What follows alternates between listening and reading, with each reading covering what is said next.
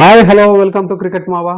మనం ఎప్పుడెప్పుడా అని ఎదురు చూస్తున్నటువంటి ఆ తరుణం అయితే వచ్చేసింది బెంగళూరులో. ఈరోజు 2026 ఐపీఎల్ సీజన్ అయితే స్టార్ట్ కాబోతుంది. 18 సీజన్స్ వరకు ఎప్పుడైతే ఈసాల కప్ నమ్దే అనుకుంటూ రాయల్ ఛాలెంజర్స్ బెంగళూరు ఎప్పుడెప్పుడా అని ఎదురు చూస్తున్నటువంటి బెంగళూరు లాస్ట్ టైం ఛాంపియన్గా నిలిచింది. ఇప్పుడు డిపెండింగ్ ఛాంపియన్గా డేంజరస్ హైదరాబాద్ బ్యాటింగ్ స్క్వాడ్ని ఎదుర్కోబోతుంది. వీళ్ళిద్దరి మధ్యలో ఏదైతే బ్యాటిల్ ఉందో అది ఇంట్రెస్టింగ్గా సాగబోతుంది. చెన్నై సూపర్ కింగ్స్ ముంబై, అదేవిధంగా Mumbai versus RCB versus Chennai, ఈ తరహాలో మారబోతుంది. ఎందుకంటే 13-11 వీళ్ళిద్దరి మధ్యలో ఏదైతే క్లాష్ జరిగిందో వీళ్ళు 13 టైమ్స్, వీళ్ళు 11 టైమ్స్. ఇది కొంచెం ఇంట్రెస్టింగ్గా ఉండబోతుంది. మొదటి మ్యాచ్ డిపెండింగ్ ఛాంపియన్స్గా బెంగళూరు ఆడబోతున్నారు. లోడింగ్ 300 అనే దాంతో హైదరాబాద్ లాస్ట్ టైం ఏదైతే వాళ్ళు ఒక అప్రోచ్తో వెళ్ళారో అదే అప్రోచ్తో మళ్ళీ వెళ్ళబోతున్నారు. ఇక్కడ ఎక్కడా డౌట్ లేదు. ఈ తరుణంలో రెండు టీమ్స్కి కూడా కొన్ని సమస్యలు ఉన్నాయి. ఏంటి అంటే బౌలర్స్.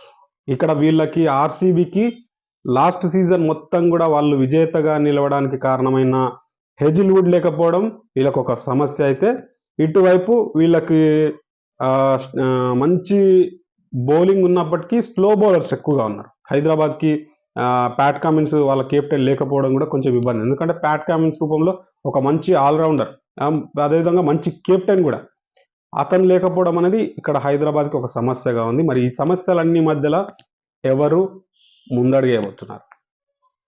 ఆర్సీబీ విషయానికి వస్తే ఆర్సీబీ విషయంలో హైదరాబాద్తో పోలిస్తే కొంచెం బ్యాటింగ్ కొంచెం వీక్ అని చెప్పొచ్చు. ఎందుకంటే హైదరాబాద్లో చాలా మంది హిట్టర్స్ ఉన్నారు.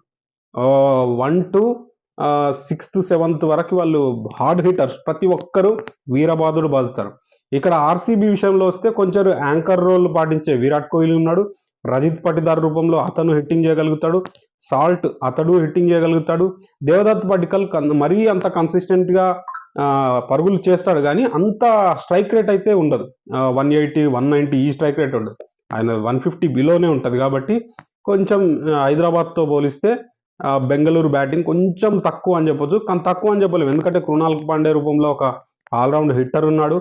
అతను కూడా రాణించే అవకాశం ఎక్కువగా ఉంది. కాబట్టి వీళ్ళ బ్యాటింగ్కి వాళ్ళ బౌలింగ్కి మధ్య ఏం జరుగుతుంది, వీళ్ళ బ్యాటింగ్కి వాళ్ళ బౌలింగ్కి మధ్య ఏం జరుగుతుంది అనేది మంచి ఒక ఆసక్తికరమైన మొదటి మ్యాచ్ అయితే రాబోతుంది. ఎందుకంటే బెంగళూరు పిచ్ బ్యాటింగ్కి స్వర్గధామం, కొట్టేవాడు కొట్టించుకునేవాడు అనే రీతిలో ఉంటుంది. ఇక బౌలర్, ఎందుకంటే బెంగళూరు విషయానికి వస్తే బౌలర్స్కి డఫీ ఆడొచ్చే అవకాశం ఉంది. అదేవిధంగా భువనేశ్వర్ కుమార్ రూపంలో ఒక సీనియర్ బౌలర్ ఉన్నారు.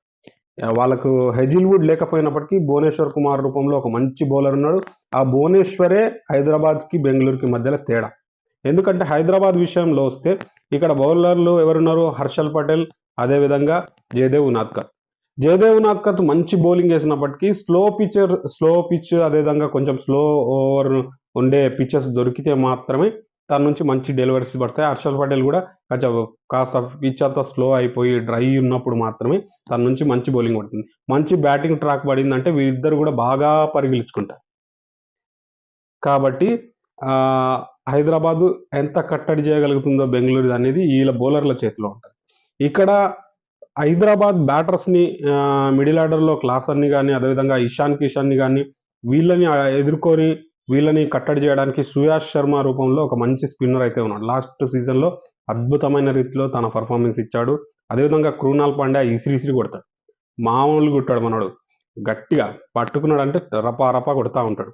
అది బెంగళూరు పిచ్ మీద తనకు లాస్ట్ సీజన్లో అచ్చొచ్చింది. కాబట్టి అదే ఇసరడం అనేది మళ్ళీ ఇసురుతాడు.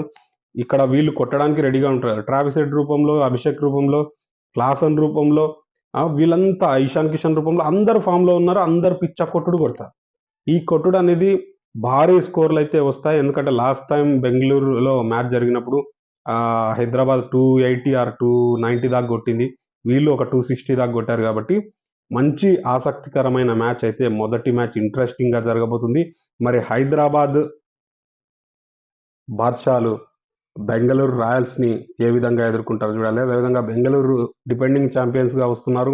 విరాట్ కోహ్లీ 2027 వన్డే వరల్డ్ కప్లో ఉండాలి, ఆ స్క్వాడ్లో ఉండాలనే రీతిలో ఆడుతున్నాడు. కాబట్టి తన కన్సిస్టెన్సీ ఎవ్రీ ఐపీఎల్ సీజన్లో బెంగళూరుకి ఒక కింగ్లా నిలబడుతున్నాడు కాబట్టి ఈసారి కూడా యాంకర్ రోల్ పాటిస్తూ లాస్ట్ వరకు ఆడతాడా, రొమారియో షెఫర్డ్ ఎంతవరకు రాణిస్తాడు.